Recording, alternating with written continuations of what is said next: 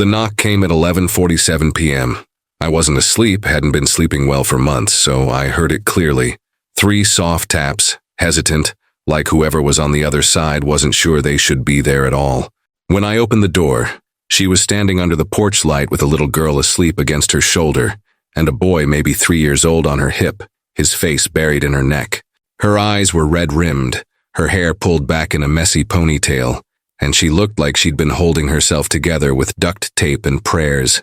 "I'm sorry," she said, her voice barely above a whisper. I didn't know where else to go. I recognized her. Emma.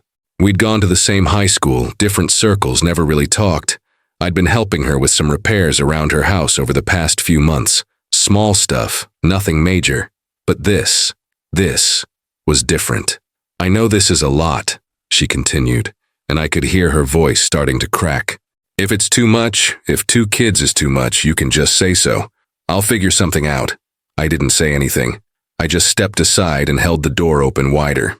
She hesitated for just a second, then walked past me into the house.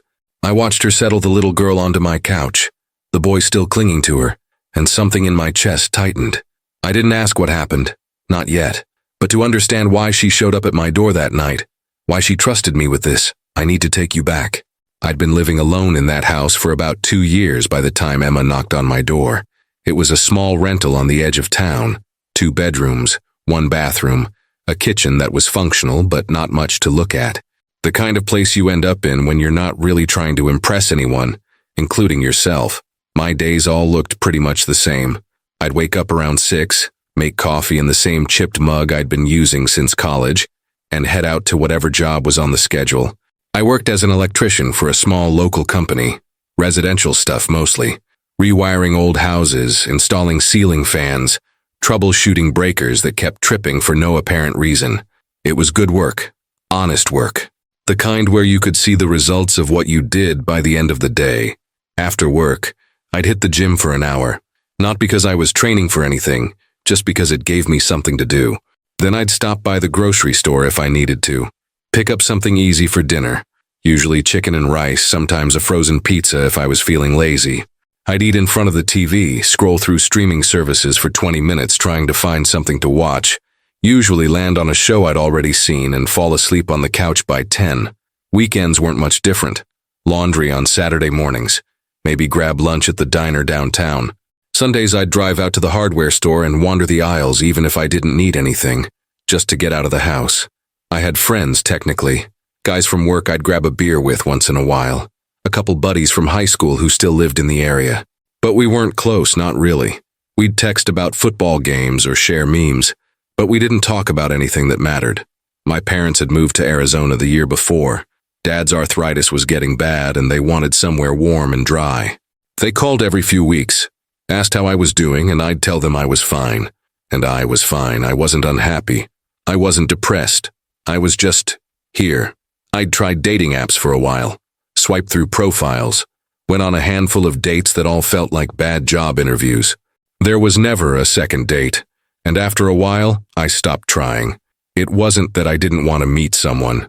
I just got tired of pretending to be interested in small talk with strangers who were probably just as bored as I was. The house stayed quiet, too quiet sometimes. I'd come home from work and the silence would hit me like a wall. No one to ask how my day was. No one to complain to about the guy who insisted his outlet was broken when really he'd just tripped the GFCI. No one to share space with. I told myself I was okay with it. Told myself a lot of people lived alone and were perfectly happy. And maybe that was true. But late at night, when the TV was off and the house settled into that deep kind of stillness, I'd wonder if this was it. If this quiet, functional, predictable life was all there was going to be. I didn't know then that everything was about to change. Before I tell you what happened next, do me a favor. Drop a comment and let me know where you're listening from. I love hearing from you all, and if you're finding this worthwhile, hit that like button and subscribe. It really helps me keep bringing you these stories. Now, let me tell you about the day I met Emma again. It was a Tuesday afternoon in late April when I saw her again. I was at Henderson's Hardware picking up some wire and a new junction box for a job the next day. The place was one of those old-school shops. Narrow aisles, wooden floors that creaked, and a guy behind the counter who actually knew what everything was for. I'd been going there for years. I was comparing prices on wire strippers when I heard a voice from the register area. "No, I understand, but the part I ordered was supposed to be here yesterday." I glanced up. She was standing at the counter with her back to me, phone pressed to her ear, one hand rubbing her temple like she was trying to hold off a headache. Even from behind, I could see the tension in her shoulders. When she hung up and turned around, I recognized her immediately. Emma Castellano. We'd had English together junior year, maybe sat near each other at lunch a few times, but that was it. She looked older now, everyone does, but there was something else. A tiredness that went deeper than just lack of sleep. She caught me looking and did a double take. "Jake?" she said, her expression shifting from stressed to surprised. "Jake Morrison?" "Hey, Emma." I gave her a small smile. "Been a while." "God, yeah, 10 years. She let out a breath that might have been a laugh. "You still live around here?" "Never left," I said. "You?" "Came back about a year ago." She shifted her weight, adjusting the tote bag on her shoulder. "Divorce and 2 kids kind of dictated the move." She said it matter-of-factly, like she was commenting on the weather, but I caught the way her jaw tightened afterward, like she was bracing for judgment, or pity, or some combination of both. "That's a lot," I said, and left it at that. Something in her face softened. "Yeah, it is." We talked for a few more minutes, surface-level stuff. She worked part-time at a dentist's office doing billing. I told her about the electrical work. She mentioned she'd been having issues with a light fixture in her kitchen that kept flickering, and I offered to take a look sometime if she wanted. "I can't pay much," she said quickly. "Don't worry about it." She looked at me for a second like she was trying to figure out if I was serious, then nodded. "Okay, thank you." We exchanged numbers.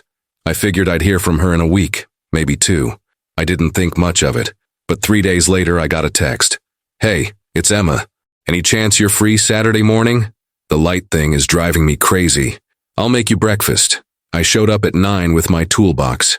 The house was small, older, probably built in the 70s, the kind of place that needed work but had good bones. When she opened the door, I could hear cartoons playing in the background and a kid shouting something about a dinosaur. "Sorry about the chaos," she said, stepping aside to let me in. "It's always like this." A little girl, maybe 5, peeked around the corner at me with wide eyes. Behind her, a smaller boy toddled into view holding a plastic T-Rex. "This is Lily," Emma said, gesturing to the girl. "And that's Max. Guys, this is Mr. Jake. He's going to fix the light." "Hi," Lily said shyly. Max just stared at me, then went back to his dinosaur. The kitchen light was an easy fix, loose wire in the fixture. I had it sorted in 20 minutes. Emma insisted I stay for coffee and the pancakes she'd promised, so I did. We sat at her kitchen table while the kids ate in front of the TV, and for the first time, I saw past the surface. The way she checked her phone every few minutes, the way her hands shook just slightly when she poured the coffee, the dark circles under her eyes that no amount of concealer could fully hide. "You okay?" I asked. She looked up, startled, like she'd forgotten I was there. Then she laughed, a short, tired sound. "Honestly, I don't know anymore." And just like that, something shifted. The first few weeks it really was just about the house. A leaky faucet in the bathroom, a drawer in the kitchen that had come off its track, the back door that stuck every time she tried to close it. Small things, the kind of repairs that pile up when you're doing everything alone and don't have the time or energy to deal with them. I'd come over on Saturday mornings, usually around 9. Emma would have coffee ready, and the kids would be in pajamas watching cartoons. Lily would peek around the corner to say hi, getting a little braver each time. Max mostly ignored me, too absorbed in whatever toy he was playing with. I didn't mind. I liked the quiet focus of the work, the simplicity of a problem I could actually fix, and if I was being honest, I liked having somewhere to be. The house felt more alive than mine ever did. After the 3rd or 4th visit, Emma stopped apologizing for bothering me. She'd just text, "Outlet in the bedroom stopped working. You free this weekend?" and I'd show up. It became a routine. I'd fix whatever needed fixing. She'd insist on feeding me, and we'd end up talking while the kids played. At first it was surface stuff, work, the weather, memories from high school that made us both feel old. But slowly the conversations went deeper. One Saturday in early June, I was installing a new deadbolt on her front door. while she sat on the porch steps with a mug of tea, watching the kids chase each other around the yard. My ex used to say he'd handle all this stuff, she said suddenly. The repairs, I mean. He'd put it on his to-do list and then, nothing. It'd sit there for months. I didn't respond right away, just kept working on the lock. I think that's what bothered me most, she continued. Not that he didn't do it, but that he'd promise he would, over and over. And I'd believe him every time. That sounds exhausting, I said. She let out a bitter laugh. It was, and somehow I was always the one who ended up being unreasonable for bringing it up. I glanced over at her. You're not unreasonable. She looked at me, something unreadable in her expression. Thanks. The lock clicked into place. I tested it a few times, made sure it was solid, then packed up my tools. Stay for lunch? She asked. I'm making grilled cheese. Nothing fancy, but the kids love it. Sure. Lunch became part of the routine too. Grilled cheese or mac and cheese or sometimes just PB&J if it had been a long week. I'd sit at the kitchen table with Lily and Max while Emma moved around the kitchen, and something about it felt easy, natural. Lily started showing me her drawings, mostly princesses and cats, sometimes a house with a huge sun in the corner. I'd ask her about them, and she'd explain in that earnest way kids do, where every detail mattered. Max warmed up slower. But one day, he walked over while I was tightening a loose cabinet hinge and held up a toy truck. Fix it? He said. I looked. One of the wheels had come off. Let me see what I can do. I popped the wheel back on and rolled it across the floor to him. His whole face lit up. Thank you, he said, and went back to playing. Emma was watching from the doorway, and when I caught her eye, she was smiling. Really smiling. Not the tired, polite version she usually gave. By mid-July, I was coming over twice a week. Sometimes there was a legitimate repair. Sometimes Emma would just text, "Long day, pizza night, you in?" And I always was. We'd sit on her back porch after the kids went to bed, drinking cheap beer and talking about everything and nothing. She told me about her marriage, how it had started good, how she genuinely loved him, how it fell apart slowly and then all at once, how he'd promised to be present, to help, to be a partner, and how he never followed through, how she'd filed for divorce and her family had acted like she'd given up too easily, like she should have tried harder. I tried for 5 years, she said one night, her voice quiet but firm. I tried until I had nothing left. That's not giving up, I said. That's survival. Even she looked over at me, her eyes shining in the dim light. I wish more people saw it that way. I started bringing things without her asking. A bookshelf I'd found at a yard sale that I thought she could use. A set of measuring cups because I'd noticed hers were all mismatched and cracked. A stuffed dinosaur for Max that I'd seen at the store and couldn't resist. You don't have to keep doing this, she said one evening. But there wasn't any real protest in her voice. I know. Then why do you? I thought about it for a second. Because I want to. She didn't say anything, just nodded. But I saw the way her shoulders relaxed, like she'd been holding her breath. One night in late August, I was washing dishes while she put the kids to bed. I could hear her reading a bedtime story upstairs. Something about a bear and a moon. Her voice was soft, patient, even though I knew she'd been up since 5 that morning. When she came back downstairs, she found me drying the last plate. You didn't have to do that, she said. I know. She leaned against the counter, arms crossed, and just looked at me. Why are you really here, Jake? It wasn't accusatory. She just wanted to understand. Honestly, I set the dish towel down, because this feels more like home than my place ever has. Something flickered across her face. Surprise, maybe, or relief. She didn't say anything, but she didn't need to. After that, things shifted again. Subtle, but undeniable. She stopped apologizing for asking me to come over. Stopped acting like she was inconveniencing me. I stopped pretending I was just there to help with repairs. I had a drawer at her place now. T-shirts, an extra phone charger, a toothbrush. I'd stay later, leave earlier. The kids started calling me by my first name instead of Mr. Jake. Lily would run to the door when I arrived. Max would drag me to the living room to show me whatever new thing he'd built with his blocks. One Sunday morning, I showed up and Emma handed me a cup of coffee without asking how I took it. She just knew. We were sitting on the porch watching the kids play when she said, I keep waiting for the other shoe to drop. What do you mean? For you to realize this is too much, that I'm too much. She stared at her coffee. 2 kids, an ex who won't go away, A life that's messy. I didn't answer right away. I just watched Lily push Max on the swing, both of them laughing. I don't think it's too much, I said finally. I think it's just life. She looked at me then, really looked at me, and I could see her trying to decide whether to believe it.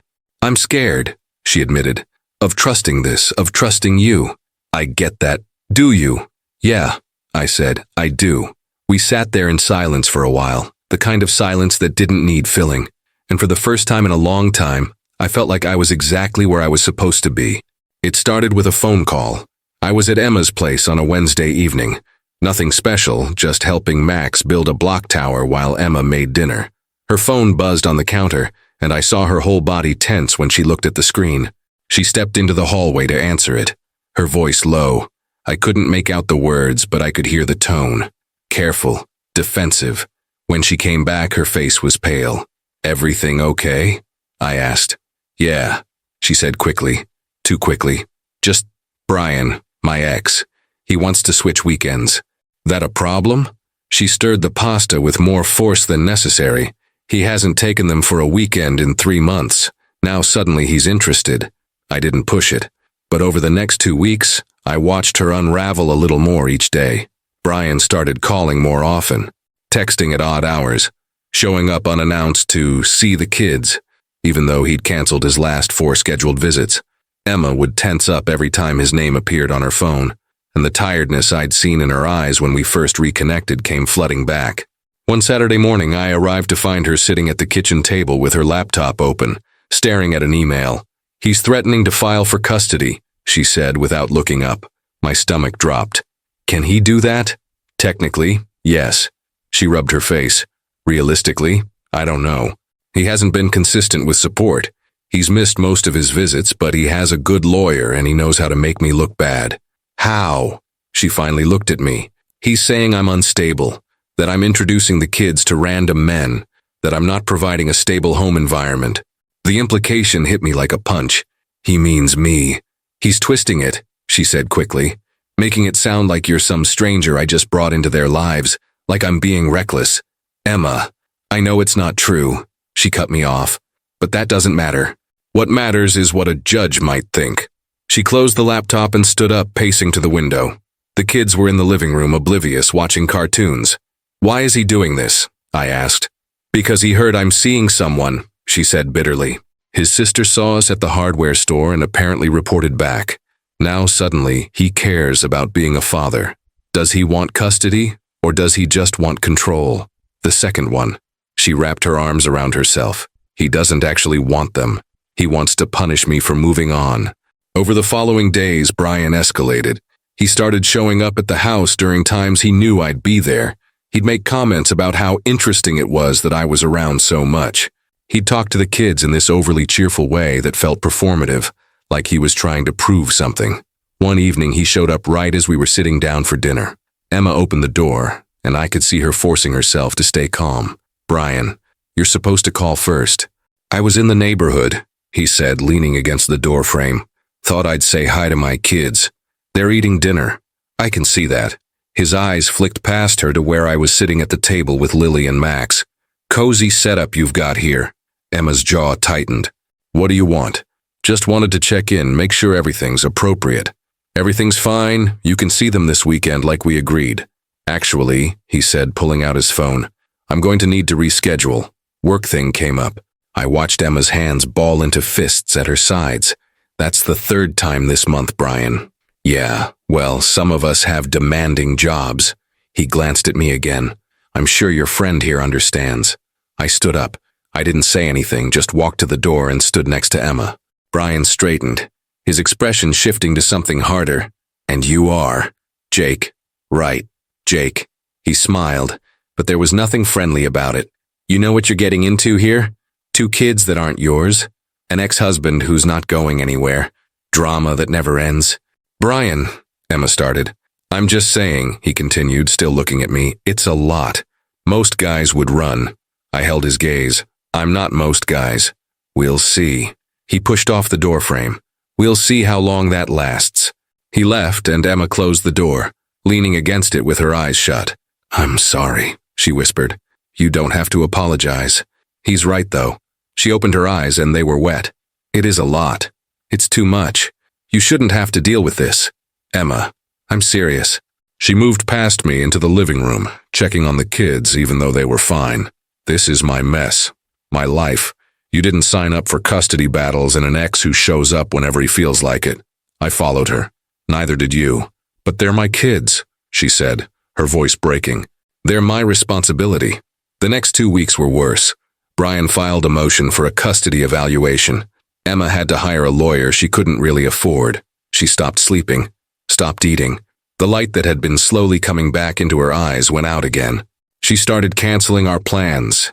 She'd text that she was too tired or that she needed to focus on the kids, or that she had paperwork to deal with.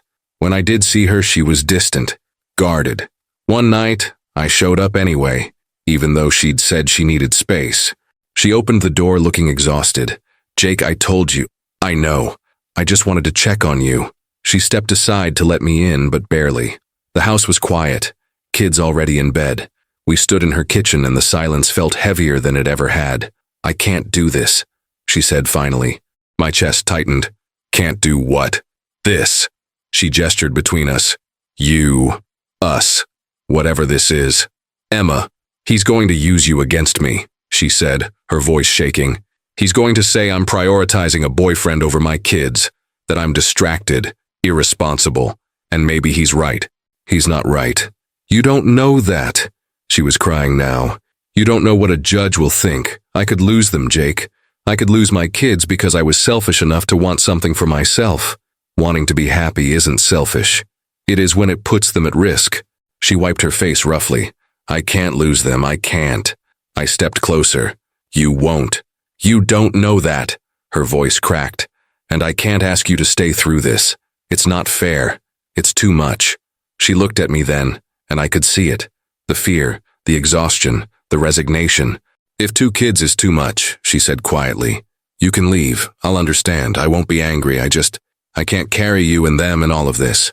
The words hung in the air between us, and I realized this was it. The moment where I either walked away or chose to stay, knowing exactly what I was choosing.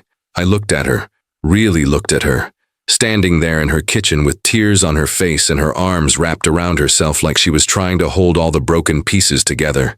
I'm not going anywhere, I said. She shook her head. Jake, you don't have to. I know I don't have to. I took another step closer. I'm not here because I have to be. I'm here because I choose to be.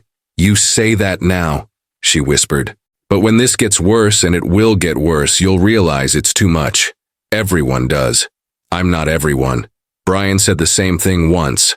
Her voice was bitter. In the beginning, he said all the right things.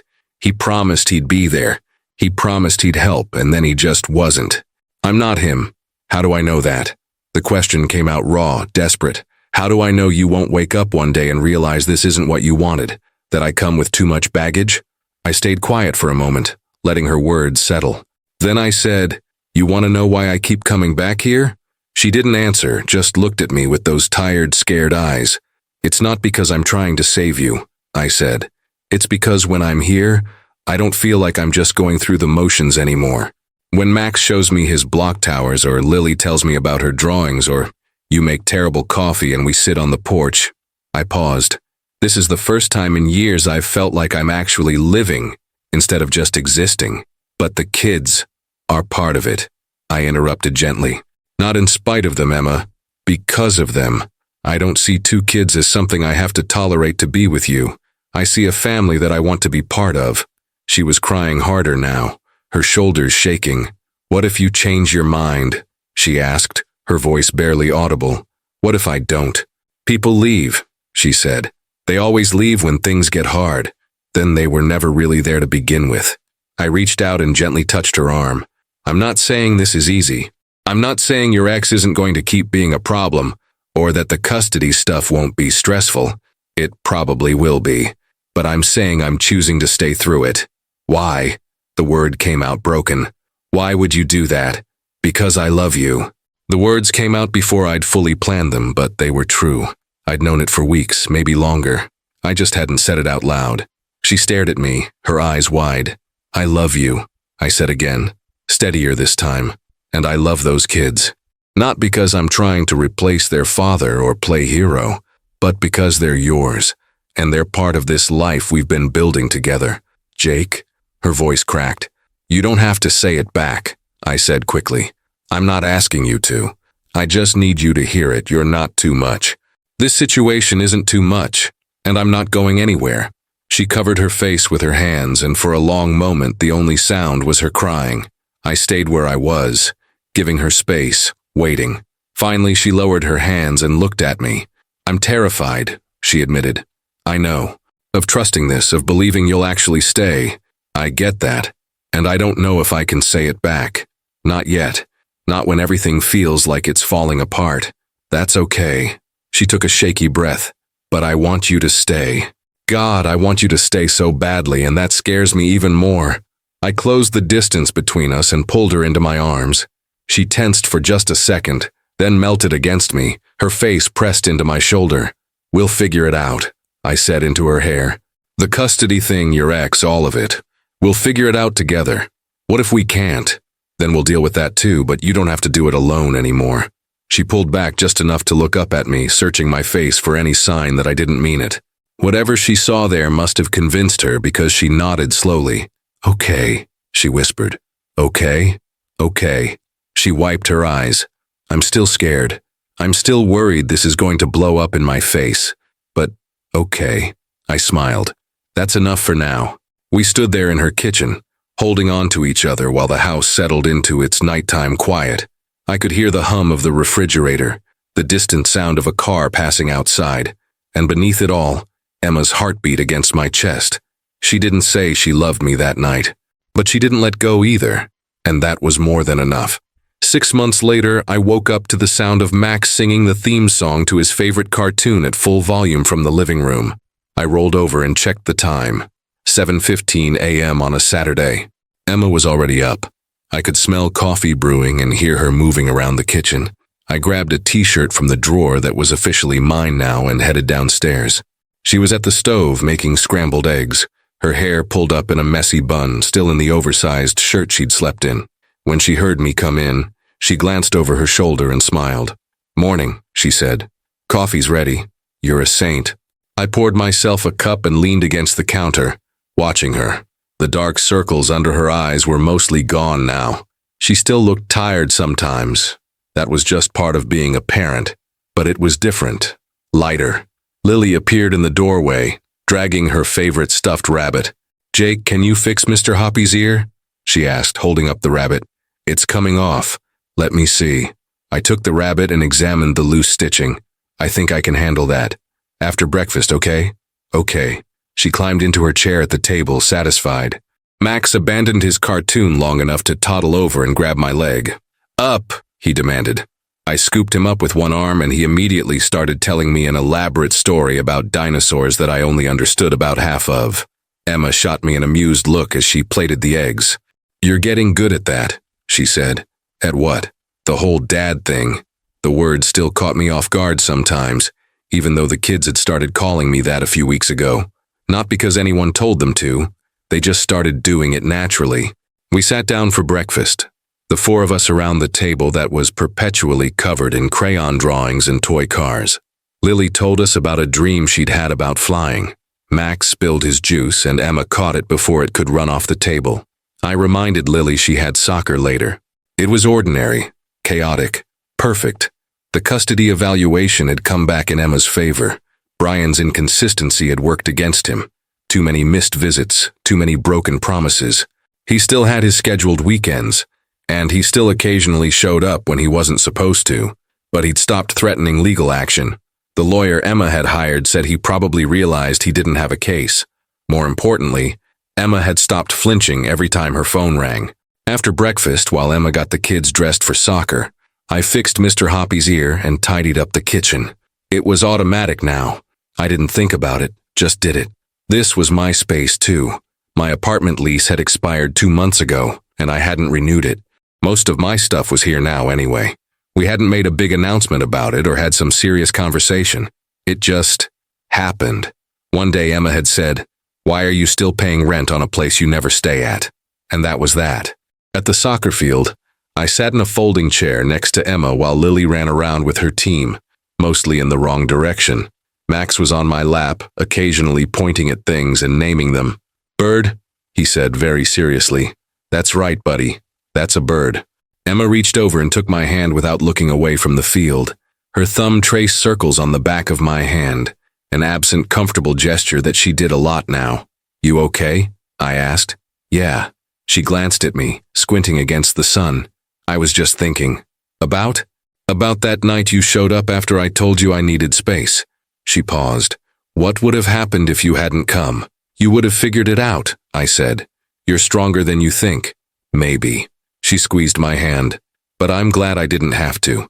That evening, after soccer and lunch and a movie that Max fell asleep halfway through, we found ourselves on the back porch with beers while the kids played in the yard. The sun was starting to set, painting everything in warm orange light. "I was thinking," Emma said, "we should probably get a bigger table." "Yeah? This one only seats 4, and when my sister visits with her kids." She trailed off, then looked at me. "I mean, if that's okay. I don't want to assume." "Emma," I stopped her. "It's okay, we can get a bigger table." She relaxed. "Okay, good." We sat in comfortable silence for a while, the kind we'd gotten good at, the kind where nothing needed to be said. "I love you," she said suddenly. I looked over at her. She was staring at her beer, a small smile on her face like she'd been holding the words in and finally decided to let them out. "I know I haven't said it before," she continued. "I was too scared. But I do. I love you, and I trust you, and I'm not scared anymore." I set my beer down and reached for her hand. "I love you too." "I know," she said, finally meeting my eyes. "You tell me every day, even when you don't say it out loud." She was right. I did. In the way I fixed broken toys and made sure her coffee was ready in the morning, and listened to Lily's stories, and taught Max how to kick a soccer ball. The way I stayed when things got hard, and didn't flinch when her ex called and chose this messy, complicated, beautiful life over the quiet, empty one I'd had before. Later that night, after the kids were asleep and the house had settled into its familiar nighttime rhythm, I found Emma loading the dishwasher. "Leave it," I said. "I'll finish." "You always say that." "Because I mean it." She smiled and kissed my cheek. "I'm going to take a shower. Don't stay up too late." "I won't." I finished the dishes and checked that all the doors were locked, then stood in the living room for a moment, looking around. Toys scattered across the floor, Lily's drawings on the fridge, Max's dinosaurs lined up on the coffee table, Emma's jacket draped over the back of the couch. It wasn't the life I'd imagined for myself. It was better. I turned off the lights and headed upstairs, where Emma was already in bed, reading. She looked up when I came in and set her book aside. "Hey," she said softly. "Hey." I climbed in next to her and she curled into my side, her head on my chest. "Thank you," she whispered. "For what?" "For staying." I kissed the top of her head. "I'm not going anywhere." And I meant it. I'd found what I'd been looking for all along. A place where I belonged, where the noise and chaos and messiness weren't things to tolerate but things to embrace, where coming home meant something again, where 2 kids and a woman who'd been told she was too much had become everything.